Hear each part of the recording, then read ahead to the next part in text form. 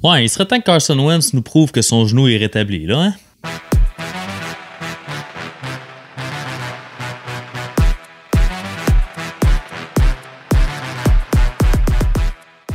Bonjour à tous, avant de vous parler des Eagles de Philadelphie, je vous invite à nous suivre sur YouTube, sur Facebook, sur Twitter, sur notre site sportssite.com. Donc, likez notre channel, partagez nos vidéos, puis bien sûr, commentez, on aime ça vous lire, on aime ça interagir avec vous. C'est pas mal plus le fun de créer du contenu par la suite. Donc, pour ce qui est des Eagles, c'est une équipe qui est maître dans l'utilisation des choix compensatoires.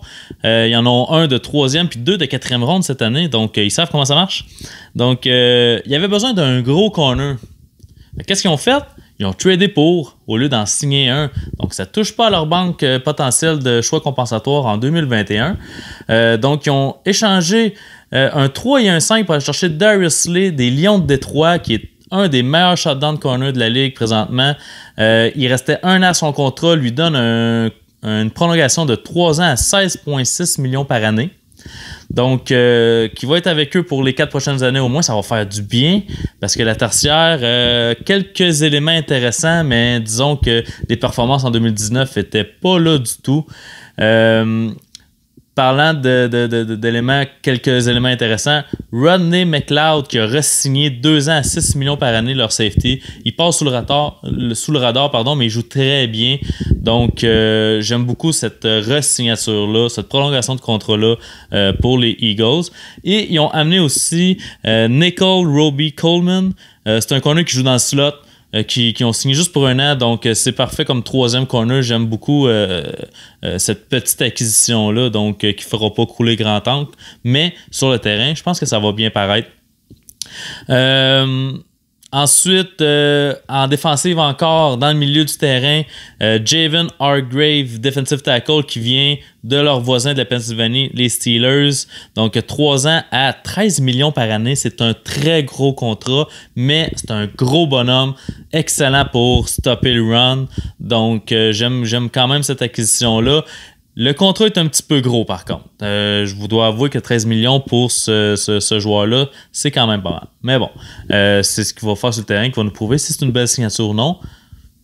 En tout cas, j'en doute un petit peu parce qu'il n'est pas flashy, mais c'est sûr qu'il va apporter des bons services. Et finalement, cette signature-là, je l'aime un peu plus parce que c'est juste 1 an.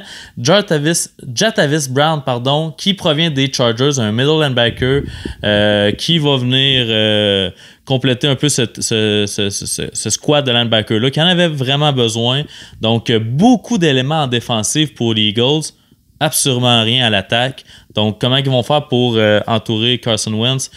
Ça va être au draft. Ils ont besoin de receveurs, on sait. Ils ont laissé partir Nelson Aguilar, mais ça, c'est pas grave. Et puis, c'est un gros draft de receveurs. Donc, je m'attends à ce qu'ils draftent un receveur en première ronde cette année. Alshon Jeffrey, beaucoup trop blessé. DeSean Jackson, il est pas mal... C'est assez vieux, il est proche de la retraite.